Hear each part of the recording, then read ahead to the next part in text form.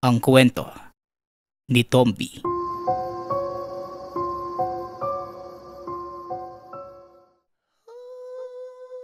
Ang kwentong ito ay hango sa totoong buhay. Mula ito sa isa nating tagapakinig. Naitago na lang natin sa pangalang Arman. Taong 1985. Probinsya ng Ilocos. Masayang naninirahan ang pamilya ni Arman sa isang baryo sa Ilocos. Kasama ang asawang si Carol at ang kambal na anak na si Makisig at Matmat. Mag-iisang taon pa lamang silang nakatira sa tahanan na pamana ng ama ni Arman. Matagal silang nakatira sa Mindanao kung nasaan ang pamilya ni Carol. Umuwi lamang sila sa Ilocos para subukang dito manirahan sa lugar. At sakto namang bakante ang bahay ng mga magulang ni Arman. 5 taon na ang nakalipas magmula nang mawala ang mga ito nang dahil sa katandaan. 10 silang magkakapatid at bunso si Arman. Lahat sila ay meron ng sari-sariling pamilya. Nakatira sa iba't ibang lugar pero tanging pamilya lamang ni Arman ang nakatira sa tahanan ng ama. Meron lang itong mahigpit na habilin sa sino mang titira roon. Kailangan nilang ituloy ang pabasa kada sasapit ang mahal na araw. Ito ay tradisyon na ng mga taga-probinsya o kahit taga-lungsod. Dahil kinakailangang maghanda ng sapat na makakain para sa mga magbabasa, dadalong bisita, at bukod pa dyan ay nakagisna na ding magpainom ng alak matapos maisagawa ang pagbasa. Kaya naman pinaghandaan ito ni Arman at namasukan bilang tagakatay ng mga baboy sa isang palengke. Habang ang asawa naman, nasa tahanan lamang at nagbabantay ng anak. Matapos ang trabaho, maagang umuwi si Arman dahil 1 oras pa ang babaybayin niya sa masukal na kakahuyan. Sa ilang buwang pamamalagi sa lugar, hindi pa niya nasusubukang magpagabi dahil alam niya magiging sobrang dilim sa daan. Pagka-uwi naman ng tahanan, kailangang kagad na isara ang mga bintana at pinto dahil isa ito sa alituntunin sa lugar. Tuwing 7:00 ng gabi, dapat wala ng sino mang tao pa ang makikitang pagala-gala sa labas. Isang paraan para maiwasan ang anumang sakunang dulot ng mga masasamang loob na gumagala tuwing gabi. Sa mag-iisang taong paninirahan na mag-anak dito, wala namang nagambala sa kanila. Subalit naging palaisipan kay Arman ang kapitbahay na palagi niyang nakikita sa kakahuyan. Walang araw na hindi niya naabutang naroon ang matanda at makikita. Taimtim na nagdarasal sa ilalim ng puno ng mangga. Pero ni isang beses, hindi ito tinangkang lapitan ni Arman dahil bago pa lamang siya at nirerespeto ang anumang nakikita sa lugar. Kaya sa tuwing daraan sa kakahuyan, diretso lamang siya sa paglalakad nang hindi na magambala pa ang matanda sa pagdarasal. Hanggang sa isang araw, dahil 3:00 na ng hapon nakarating ang kakataying baboy sa pinagtatrabahuhan ni Arman, gabi na din silang natapos. Sinubukan naman ni Arman na bilisan ang ginagawa. Ngunit inabot pa din sila ng 6:00 ng gabi dahil kailangan pa nilang linisin ang lugar na pinagkatayan. Dali-dali nang naglakad si Arman at naisip na tanging mag-iina lamang ang nasa tahanan. O kaya naman baka maabutan siya ng rumorondang barangay tanod sa lugar. Nang makaabot sa kakahuyan, minabuti ni Arman na dahan-dahang maglakad para hindi maistorbo sa pagdarasalang matanda. Nang akmasa ng papalabas na ng kakahuyan, natigil sa paglalakad si Arman nang maramdamang may tumapik sa likod at nang lingunin. Nakita yung matandang kapitbahay at mukhang pagod na pagod. Inalalayan ito ni Arman at kinuha ang hawak nitong supot na walang laman. Tahimik lamang na naglakad ang dalawa. Dahil hinihingal ang matanda, hindi na ito kinausap pa ni Arman. Pagkarating sa bahay na matanda, inalalayan na din ito ni Arman papasok sa loob at tinulungang makaupo.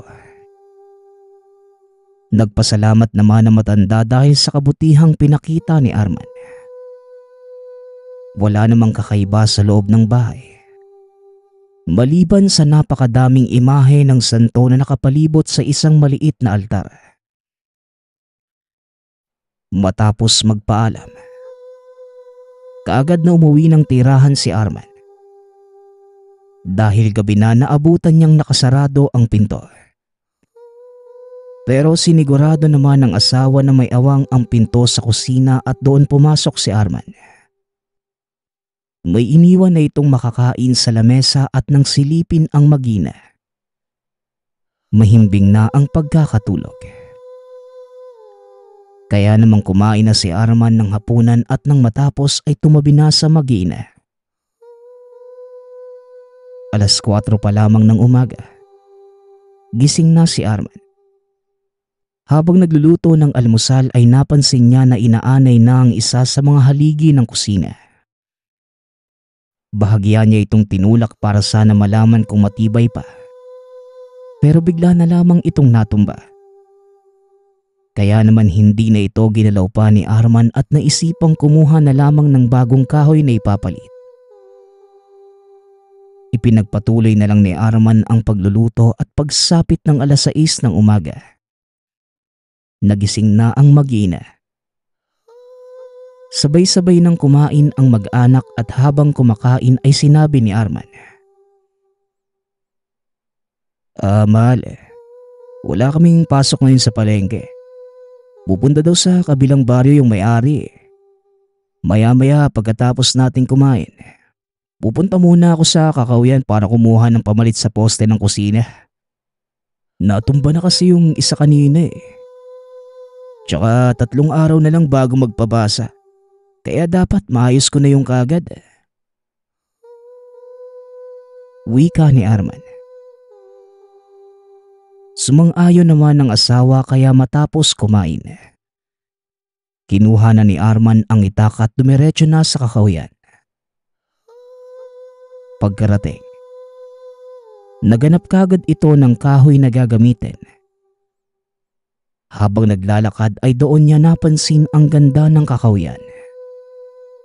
Bukod sa napakatahimik, meron pang magkakadikit na mga puno na may makukulay na bulaklak sa ilalim.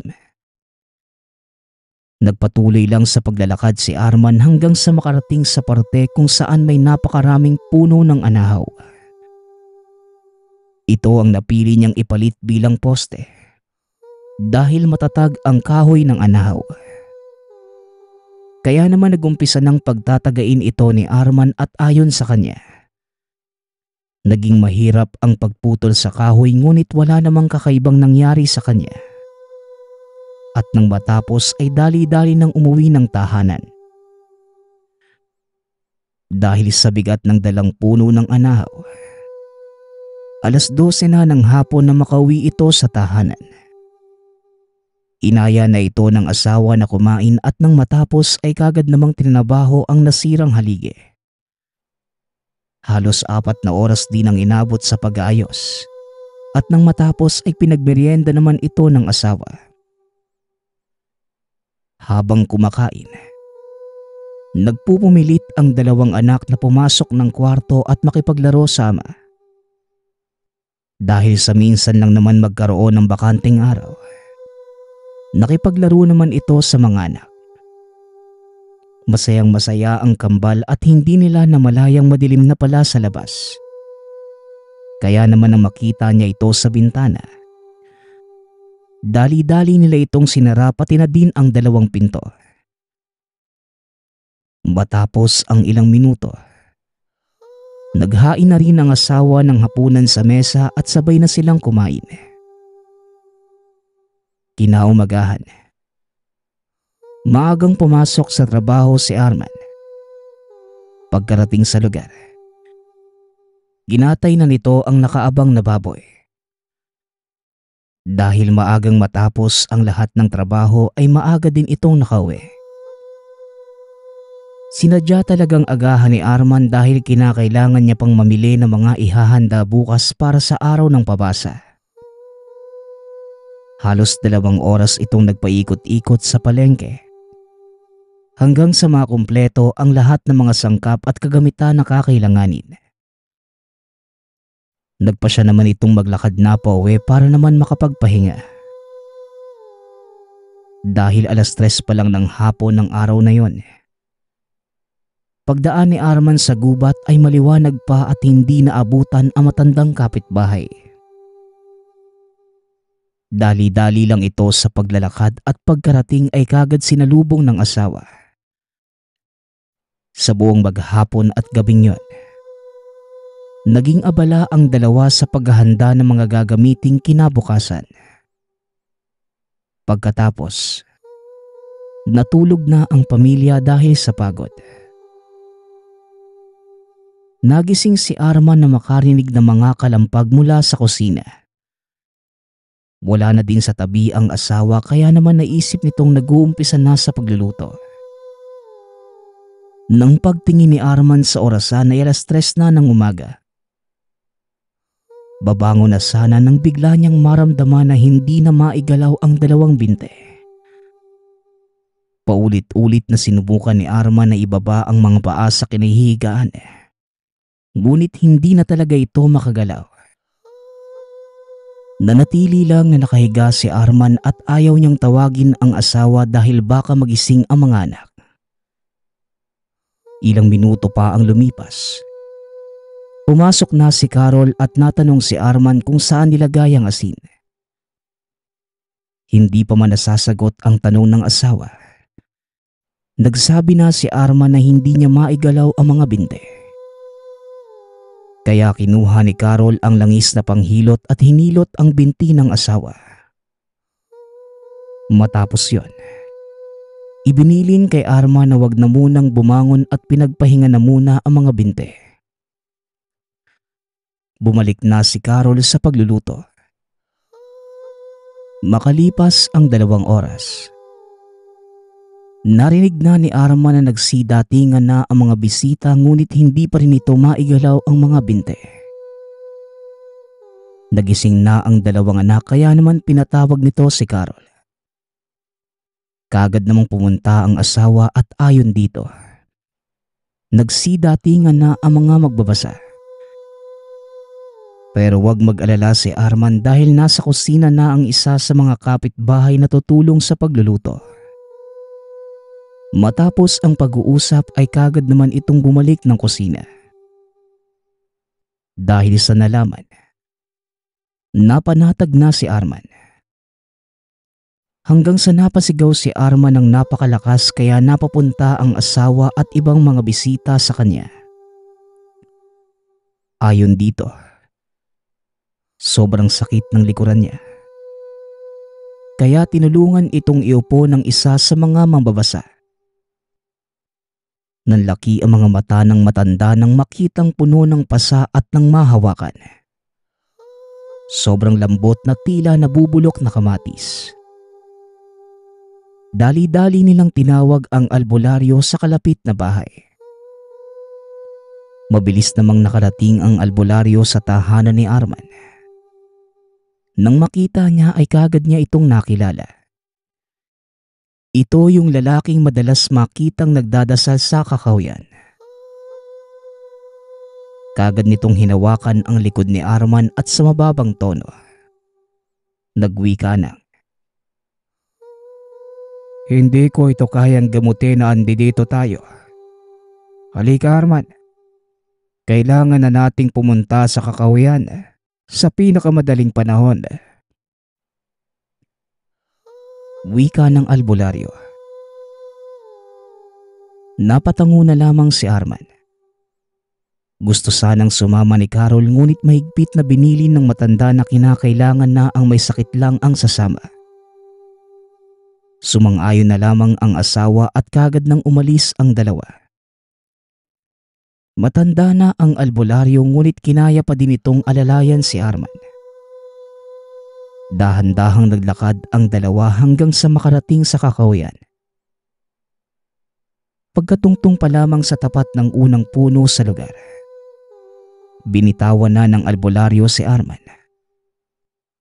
Halos gumapang na ito habang sumusunod sa dinadaanan ng matanda, hanggang sa marating nila ang mga puno ng anao. Ito ang mismong lugar kung saan siya kumuha ng puno na ginawa niyang haligi ng tahanan. Lumuhod ang matanda at sumenyas kay Arman na tumabi sa kanya. Nagsimula ng isagawa ng matanda ang ritual. Habang binibigkas ang iba't ibang panalangin, nakakarinig si Arman ng bulong sa magkabilang tenga. Habang mas tumatagal, mas lalong umiingay ang paligid na tila napakaraming taong nagkakagulo.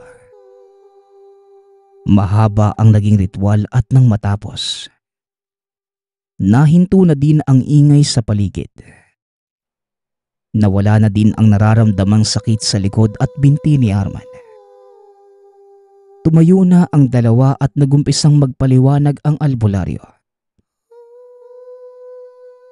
Isang malaking pagkakamali ang pumutol ka ng kahoy sa lugar na ito na wala man lang paalam. Lahat ng nakikita mong may lunti ang kulay. Dahil yan sa pag-aalaga ng mga nilalang na nasa ilalim nito na tinatawag na mangmangkik. 100 taon na ang nakalilipas magmula may mga nilibing na tao sa bawat lilim ng puno. Sa paglipas ng panahon, ang mga ordinaryong tao ay naging isang ganap na pangkalikasang nilalang. Nangangahulugan lang na pag-aari na ng mga ito ang lugar. Kaya naman kung gusto mong kumuha ng anumang pag-aari nila, kailangan mo munang magpaalam gamit ang isang awitin. Hindi magiging madali ang awitin yon. Baka karamdam ka ng tunog galing sa mga kaluluwa. Kaya kinakailangan mo rin itong ulit-ulitin hanggang sa maramdaman mong gumagaan at tumatahimik na ang paligid. Mabuti na lang, nadala ka kagad dito. Dahil kung hindi, baka kamatayan na naging parusa sa iyo ng mga nagmamay-ari ng lugar. Pagsasalaysay ng albularyo. Pasensya na po pero lagi ko po kasi kayong napapansing nagdarasal sa ilalim na matandang mangga tuwing hapon. Pwede ko po bang itanong kung para saan yon? Tanong ni Arman. Binana ko yon sa tatay ko. Kinakailangang pagdasalan at patuloy na bisitahin na matandang mangga. Dahil naroon nakalibing ang lolo. Kaya minsan dinadalhan ko na din ng prutas para may makain. Tugon ng matanda. Biglang naalala ni Arman. Kaya pala nung nakaraang araw na inalalayan niya ang matanda, wala nang laman ang supot na dala. Kaagad na ding nagyaya ang matanda na umuwi na at habang naglalakad, nagpatuloy lang ang albularyo sa pagbigay ng iba't ibang kaalaman kay Arman. Nang tuluyang makauwi sa tahanan, kaagad namang nagpasalamat si Arman at si Carol sa matanda. Kumain lang ito ng kaunti at bago pa man tuluyang maglakad palabas ng tahanan, merong iniabot na isang papel ang matanda na may laman ng awit para sa mga nilalang sa puno. Dahil sa maayos na ang kalagayan ni Arman, ito na ang nag-asikaso sa mga bisita hanggang sa matapos ang pabasa. Wala namang aberyang nangyari sa maghapong yon at nang makauwi na ang lahat, nagligpit na ang mag-asawa at maagang nakatulog. Kinaumagahan, Bumalik na sa dating ikot ang pang-araw-araw na buhay ng mag-asawa. Paglipas ng ilang buwan, kahit alam na ni Arman ang awit bilang paraan ng pagpapaalam bago kumuha ng kahoy, hindi na nito nagawa pang pumutol gawa ng nadala na din sa karanasan. Madalas, tanging pagpulot na lang ng mga tuyong kahoy bilang panggatong ang pinupunta nito sa kakahuyan. Maikli at panandalian man ang naranasang kababalaghan ni Arman. Ngunit ang maikling panahong yon ay nagturo ng leksyon sa kanya. Dala na niya ang panghabang buhay na paniniwalang huwag basta puputol ng puno dahil maaaring buhay mo ang maging kapalit. Kung sakaling maengkwentro mo ang nilalang na nagmamay-ari nito, na kung tawagin ay mangmanggik. Ang susunod nating kwento ay mula sa isa nating tagapakinig. Naitago na lang natin sa pangalang Ronald. Walang eksaktong taon. Probinsya ng Iloilo. Maganda ang sikat ng araw ng mga oras na yon. Abala ang lahat sa kanya-kanyang gawain. Ngunit ang magkakaibigang sila Ronald, Joven, Gerald at Kenneth ay iba ang pinagkakaabalahan. Pupunta ang magkakaibigan sa Iloilo upang mangalap ng mga mutya at anting-anting. Maging langis na gagamitin nila sa panggagamot. Mga pare, nakapaganda na ba kayo? Alam niyo naman na maaga ang alis natin. Baka mamaya Filipino time na naman kayo ha. Hindi kayo tumupad sa usapan. Wika ni Ronald. Naku Ronald, itong sila Kenneth at Gerald lang naman na makupad Akala mo pagong kung kumilos, dinaig pa yung mga babae. Tugon ni Joven. Malamang. Marami kaya kami sa bahay. Mahirap kumilos lalo pa at madalas nagkakasabay sa banyo. Palit kaya tayo ng sitwasyon. Palibasa, iilan lang kayo sa bahay nyo Wika ni Kenneth. Maaga nga kayong nakakapaghanda. Pero kapag aalis naman, ang dami nyo namang nakakalimutan. Dagdag ni Gerald. Natahimik ang mga ito dahil may punto naman ang kaibigan. Tama na nga yan. Baka magkapikunan pa tayo Mas mainam na handa ka agad at mas maaga. Kahit may makalimutan, pwede pa namang balikan Pero mas mainam pa din na naiayos na ang lahat para hindi na paulit-ulit. Kaya wag na kayo magtalo-talo. Wika ni Joven. Sige na, kita na lang tayo mamaya ha. Yung mga habak nyo, huwag niyong kakalimutan. Paalala ni Ronald. Napatango na lang ang mga kaibigan at nagkanya-kanya nang umuwi. Pagkarating sa tahanan, kaagad na sinuot ni Ronald ang habak na minana pa niya sa lolong Yumao. Bigay yon sa kanya bago namatay ang lolo. Iniingatan niya ang pamanang habak lalo pat sa gisag ng kanilang pamilya ang bagay na yon. Nagusal ng orasyon ang binata upang bigyan siya ng proteksyon sa paglalakbay sa ibang lugar. Naghanda na sila Joven, Gerald at Kenneth. Kagaya ni Ronald, isinuot din ng mga ito ang mga tangan nilang mutya at medalyon. Matapos makapaghanda, nagkita-kita na ang mga ito sa napag-usapang lugar. Pare Ronald, yung habak na pamana sa'yo ng lola mo, palagi mong dalayan at sota. Wala ka na bang ibang mutya o kahit anong anting-anting na tangan? Tanong ni Kenneth. Napakamot naman sa ulo ang binata. Bahagyang nahiya. Ito lang yung meron ako Hindi kagaya nyo. Malas ako palagi pagdating sa mga anting-anting umutya. Hindi nga ako nabiyayaan tapos yung binigay naman sa akin ni Itay na mutya ng batoo mo. Hindi naman gumagana. Hindi ko nga alam kung hindi ba ako karapat dapat eh. O sadyang hindi pa oras para magkamit ako ng anumang biyaya mula sa kalikasan. Tugon ni Ronald. Pare, baka naman hindi mo inoorasyonan. Kaya ganun. Ganyan din naman itong bigay sa aking mutya ni tatay eh. Minsan kailangan mo lang kunin ang loob ng mutya.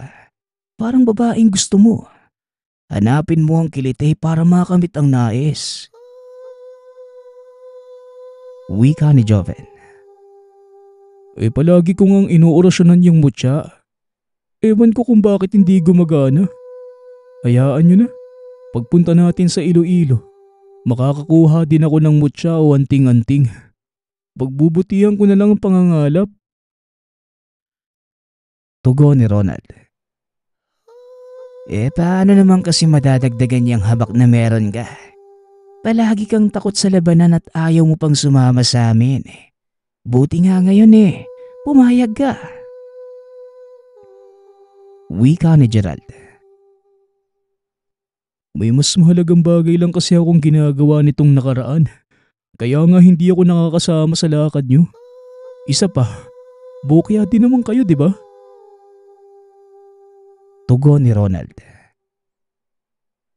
Tama na nga yan. Wala naman sa dami ng tangan ng basihan Nasa diskarte at tapang. Tara na nga't makarating tayo na mas maaga sa Iloilo.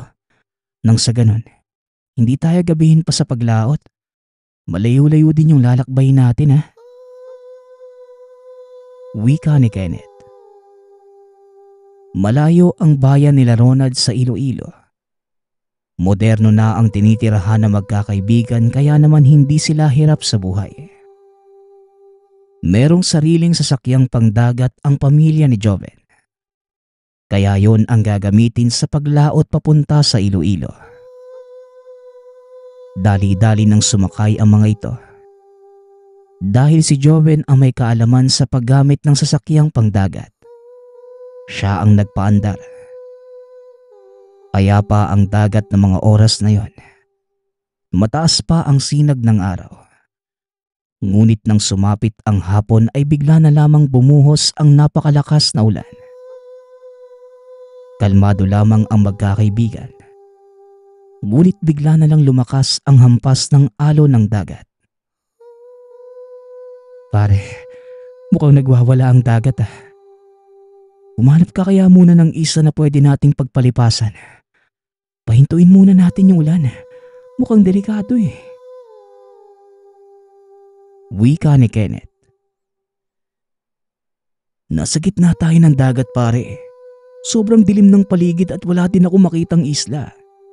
Ihanda nyo na lang ang sarili nyo para sigurado tayong ligtas ang bawat isa. Tugon ni Joven. Natahimik ang magkakaibigan. Kanya-kanya ng dasal ang mga ito sa kanilang mga tangan. Ilang sandali pa ang lumipas. Humampas ang napakalaking alon sa barkong sinasakyan ng mga ito. Kaya naman nagpagewang-gewang ang barko. Sinubukan pa ni Joven na kontrolin ngunit tumama yon sa malaking bato at tumaob. Naging mabilis ang mga pangyayari. Hindi na malaya na magkakaibigan ang parating na panganib. Nang dahil sa naganap, nawalan ng malay ang magkakaibigan. Nangimulat ni Ronald ang mga mata. Nasa isang isla na ito. Kagad na tumayo ang binata at nakita si Kenneth. Nilapitan nito ang kaibigan at kagad siniguradong meron pa itong pulso. Doon lamang nagising si Kenneth. Nagpalingalinga sa paligid. Nasaan sila, Joven? Nakita mo ba sila? Tsaka saan ba tayo napadpad? Tanong ni Kenneth. Hindi ko nga sila nakita Hindi ko din alam kung saang lugar to. Subukan kaya natin maglakad-lakad. Baka sakaling makita natin sila, Joven. Tugon ni Ronald. Samantala sa kabilang banda, magkasamang nagising si Joven at Gerald sa hindi pamilyar na lugar. Sinubukan pang tumayo ni Joven.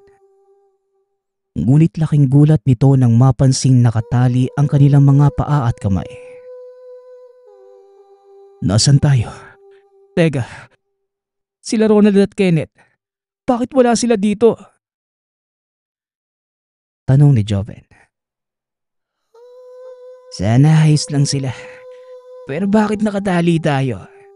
Tsaka bakit parang hindi pamilyar yung lugar na to sa akin? Tugon ni Gerald. Ilang sandali pa ay lumapit ang isang matandang lalaki sa dalawa. Sumenyas ito sa mga kasama at kagad pinakawalan sila Gerald. Sino kayo? Anong gagawin niyo sa amin? Nasaan ba kami? Anong lugar to? Tanong ni Joven. Ano ginaobra mo dire sa aton isla? Sino ikaw? Mga mananakop bala ka mo? Tugon ng matandang lalaki. Hindi maunawaan ng dalawa ang sinasabi nito. Bukod sa kakaibang pananalita, ang kasuotan ng mga tao sa islang yon ay nakabahag lamang. May mga hawak na sibat at may mga tattoo ang mga ito sa iba't ibang parte ng katawan. Hindi ka po namin naiintindihan. Bakit niyo po kami tinali kanina? Wika ni Gerald. Iligay nun yata ang salita niyan pare. Ganyan yung salita nila Kenneth, hindi ba? Mga taga Iloilo yata yan eh. Tugon ni Joven. Mananakop lang yun, naintindihan ko sa sinabi niya. Hindi ko alam kung ano bang sinasabi. Mamaya minumura na pala tayo. Muling wika ni Gerald. Hindi ko mahangpa ng imo ginahambal. Bagada og gabala. Sabta ang akon mga pamangkot. Muling wika ng lalaki. Napahilamos na lamang ang magkaibigan. Hindi talaga nila maintindihan ang sinasabi ng matanda. Ilang sandali pa ang lumipas. Habang patuloy na pilit iniintindi nila Gerald ang matandang lalaki. Dumating ang ibang kasama nito kasama si Ronald at Kenneth. Ware, mabuti naman at nandito na kayo. Tudugo na yung ilong ko sa mga sinasabi ng matandang to eh. Hindi kami nagkakaintindihan. Wika ni Joven. Pinaupo ng mga kalalakihan si Kenneth maging si Ronald. Pare, mukhang napadpad tayo sa tribo ng mga taga Iloilo. Tignan mo naman yung mga suot nila oh. Tsaka hindi sila nakakaintindi ng Tagalog. Masyadong makaluma ang kanilang kultura. Tugon ni Ronald. Magpakilala ka mo. Ano ang inyong ginahimo sa aton ni isla? Ngalain ang bayo mo. Kag taga-diin ka. Muling tanong ng matanda. Sa pagkakataong yon, kaagad sumagot si Kenneth. Ako si Kenneth. Mga abiyang ko sila. Wala kami sing malain mga intensyon. Ang mga balod sang dagat nag-igo sa amon barko. Gani naghupa kami diri sa inyo isla. Mga antingero kami nga gakolekta sa mga hiyas ka mga anting-anting. Gani hindi kamo magkabalaka kay maayo kami mga tao. Ang mga barkada ko hindi kaintindihon kay hindi sila taga Iloilo. Tugon ni Kenneth. Nanlaki ang mga mata na matandang lalaki nang marinig ang paliwanag nito. Dali-daling nagluhuran ang mga ito sa paanan ng magkakaibigan at nagbigay pugay. Nagulat pa si Ronald sa ginawa ng mga tao. Ano bang ginagawa nila? Bakit sila nakaluhod? Uy Kenneth, ano bang sinabi mo sa mga yan? Tanong ni Ronald. Nagpakilala lang ako. Ganyan talaga ang mga yan. Sinabi ko sa kanila na mga antingero tayo. Kaya naman nagpupugay sila sa atin. Tugon ni Kenneth. Sa katapusan nag-abot na ang mga manugpangapin batok sa kalautan. Ginpamatian man sang amay ang amon pangabay. Ako si Ulap, ang Pangulo sini nga tribo. Wika ni Ulap. Muling nagpugay ang mga ito at dali-daling tinulungan ang magkakaibigan na makaupo ng maayos. Ano bang sinasabi niya? Bakit kanina pa sila nagpupugay sa atin? Wala naman tayong ginawa para sambahin nila eh. Wika ni Gerald. Siya si Ulap, ang pinuno ng tribong to. Iniisip nilang tayo ang sagot sa kanilang dasal sa Diyos.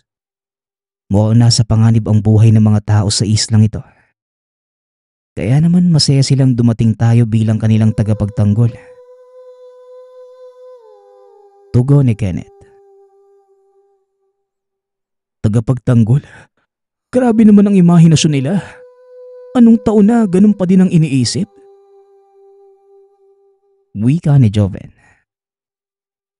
Kaagad namang binatukan ni Ronald ang kaibigan. Natural pare, isla to eh. Malayo sa modernisasyon. Hindi gaya ng sa bayan natin na nakikisabay sa uso. Sila, huli na eh.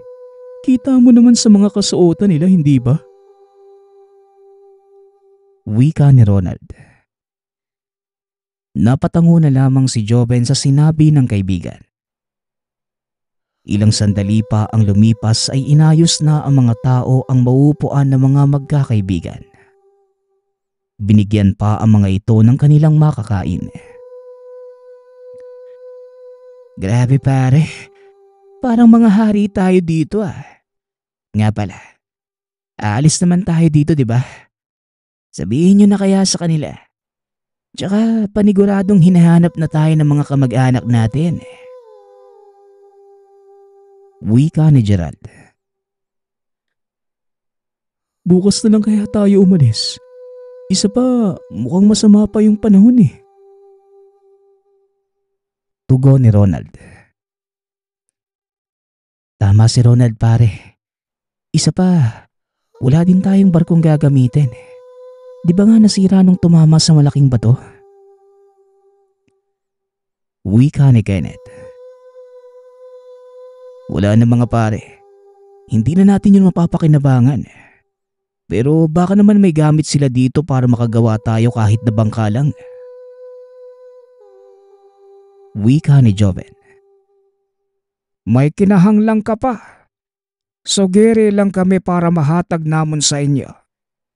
Hindi ka mo maghuya maghambal kay importante nga kami ang mag-atipan sa inyo tanan. Wika ni Ulap. Napanganga na lamang si Ronald sa sinabi nito. Gusto namin maghimos ang sakayan kay guba ang sakayan namon. May ara ka balas ang mga materyales nga pwede naton gamiton sa paghimo. Tugon ni Kenneth. Napakunot ang noo ni Ulap sa sinabi nito. Mahalin ka na. Pero kinanghanglan namon ang inyo bulig. May mga tawo nga nagsalakay sa amon isla kag nagpamatay sang angkon mga sakop. Buligan namon kamo makabalik sa inyo lugar. Pero biligi nyo anay kami makabalik ang kalinong sa aton isla. Wika ni Ulap. Napatango na lamang si Kenneth at biglang tugon at nakipagkamay pa ito kay Ulap. Nagtataka naman ang mga kaibigan ng binata dahil hindi nila naunawaan ang mga sinasabi ni Ulap. Pare, ano bang sinasabi ng matandang yan? Bakit para nakipagkasundo ka sa kanya? Ano bang pinag-usapan niyo? Tanong ni Gerald. kailangan nila ng tulong natin. Sa tingin ko, may mga nasa kaliwa ang inuubos ng kanilang mga kalahi. Sabi ni Ulap, tutulungan nila tayo makauwi.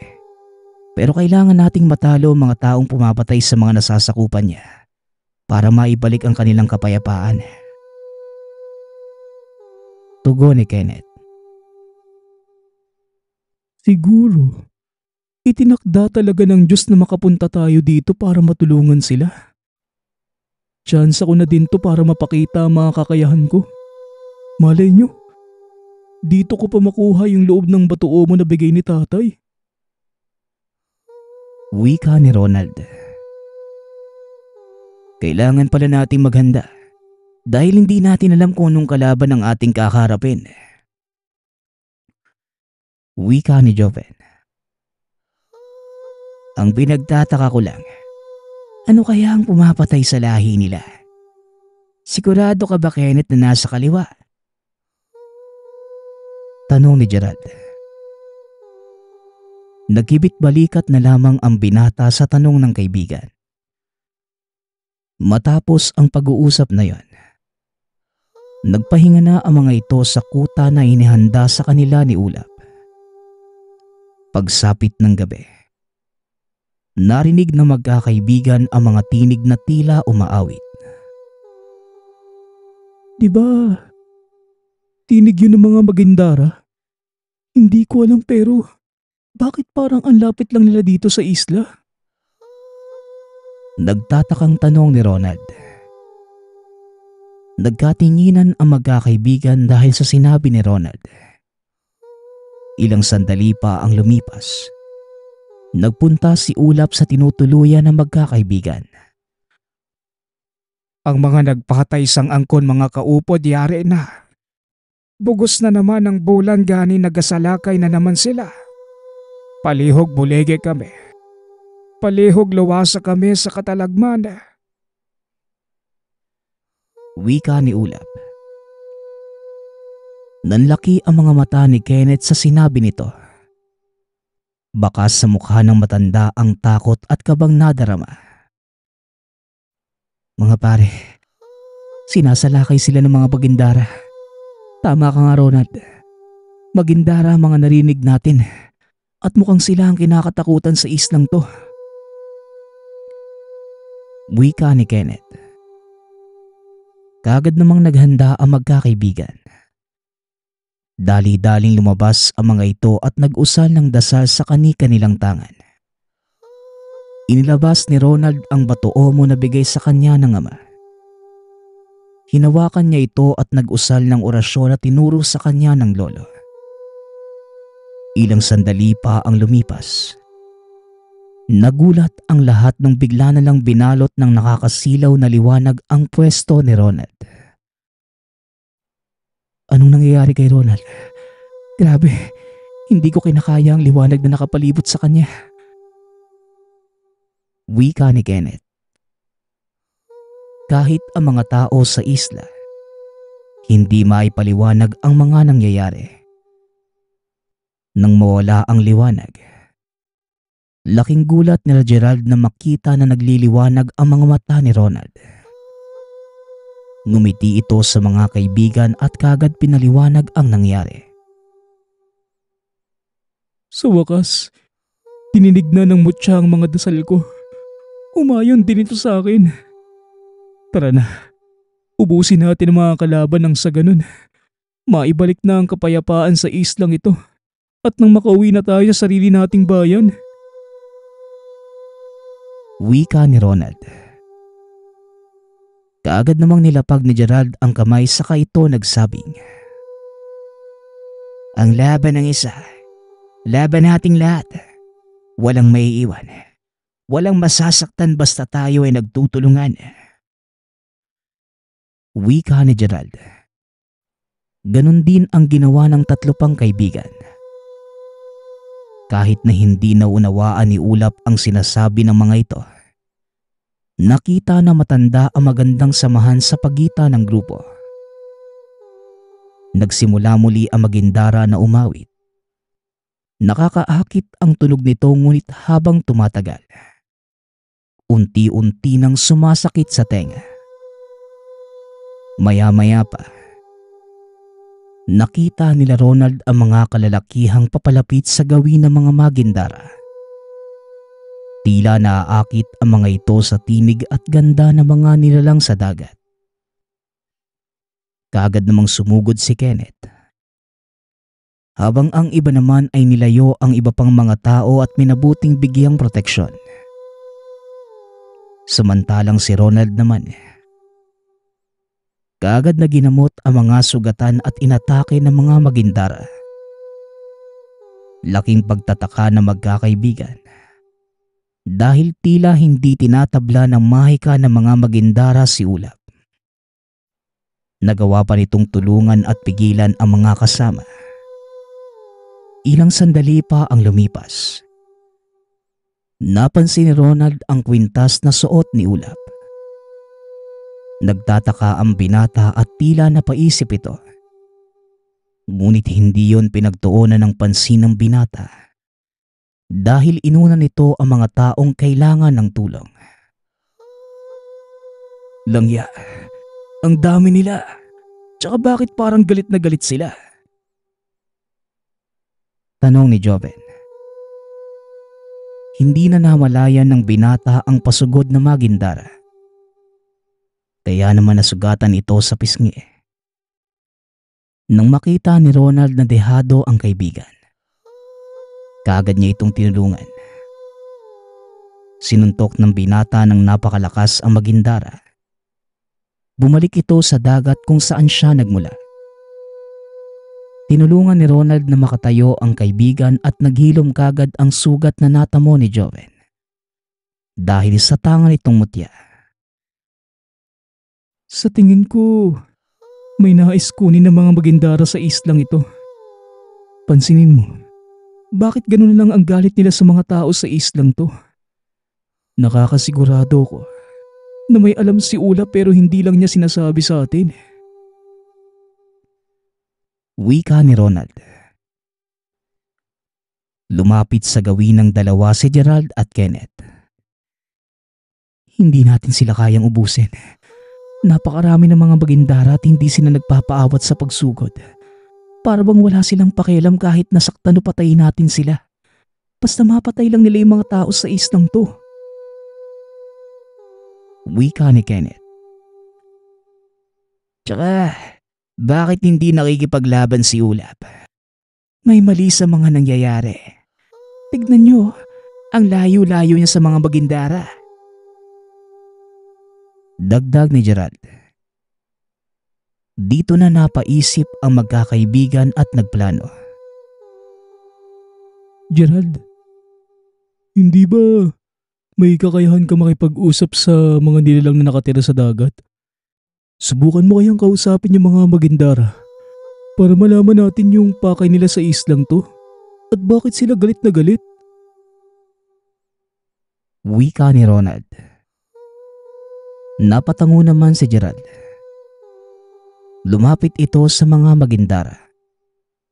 Itinaas ang kamay upang ipakita na hindi siya lalaban. Hindi ako mananakit ng kahit na sino sa inyo. Hindi ako kabilang sa islang ito.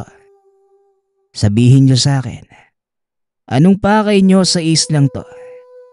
Bakit galit na galit kayo sa mga taong naninirahan dito? Pahintulutan niyo kung makausap ang namumuno sa inyong lahi. Wika ni Gerald. Kaagad na kumalma ang mga magindara. Ilang sandali ay lumapit ang isang magandang babae kay Gerald. Ako nga pala si Cora, ang kanilang pinuno. May bibigay mo ba sa amin ang kinuhang hiyas ng isa sa mga naninirahan sa lugar na ito? Tugon ni Cora. Maaari mo bang sabihin sa akin kung anong hiyas ang tinutukoy mo? At kung sino ang taong kumuha nun sa inyo? Tanong ng binata. Kaagad nilibot ni Cora ang paningin. at nang makita nito si Ulap ay kaagad niya itong itinuro. Siya. Kinuha niya ang mutya ng dalampasigan sa aking ama ng sapilitan. Pinaslang niya ito dahil sa kasakiman niya sa kapangyarihan. Hanggat hindi na ibabalik sa amin ang hiyas, hindi namin patatahimikin ang islang ito. Wika ni Cora. Dinig na dinig ng lahat ang sinabi nito. Kaya namang kumilos na si Ronald. Nilapitan nito si Ulap at sinubukan pa nitong tumakas na ikinagulat ng mga nasasakupan. Tatakas ka pa talagang matanda ka. Una pa lang, iba na talaga yung pakiramdam ko sa'yo eh. Amin na ang hiyas na ninakaw mo. Ikaw pala yung tunay na kalaban at hindi ang mga magindara. Dinamay mo pa yung nasasakupan mo. Wika ni Ronald. Pilit na inagaw ng binata ang hiyas na suot ni Ulap. Ngunit laking gulat ng lahat nang bigla itong nagbago ng anyo. Gabunan? Teka, nalilito na ako. Ano bang nangyayari dito? Sino ba talagang kalaban? Tanong ni Joven. Mukhang hindi siya ang tunay na pinuno sa islang ito. Mababakas naman sa mukha ng mga tao. Tugon ni Gerald.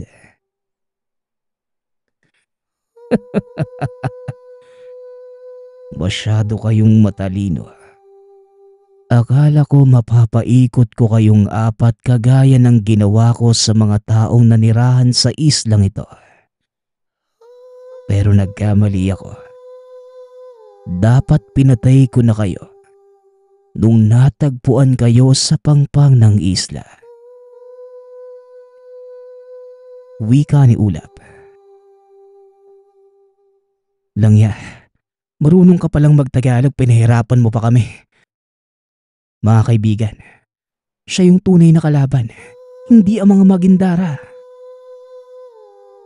Wika ni Kenneth. Ang totoo, nais sakupin ni Ulap ang islang yon matapos na matagpuan ng hindi sinasadya. Gustong gumawa ni Ulap ng sariling mga tauhan upang mambiktima pa ng iba pang mga lahi. Ngunit balakid sa kanya ang magindarang ninakawan niya ng hiyas. Ginamit nito ang magkakaibigan upang siya ay magtagumpay. Ngunit sadyang matalas ang isipan nila Ronald kaya naman nabisto nila ito. Nasaksak ni Ulap si Ronald sa tiyan. Ngunit hindi ito tinablan dahil sa proteksyon ng Batoomo. Kaagad na pinaliwanag ni Gerald sa mga magindara ang sitwasyon. Kaya naman nakipagtulungan ang mga ito sa magkakaibigan upang paslangin si Ulap. Ngunit lahat ng sumugod sa gabunan. Mabilis nitong pinapaslang at hindi na nakapagpigil pa si Gerald. Ginamit nito ang kakayahan ng mutya na tangan at mabilis na nilabanan ang gabunan. Ngunit sadyang mas malakas si Ulap. Nagawa nitong matalo ang binata gamit ang hiyas na kanyang ninakaw.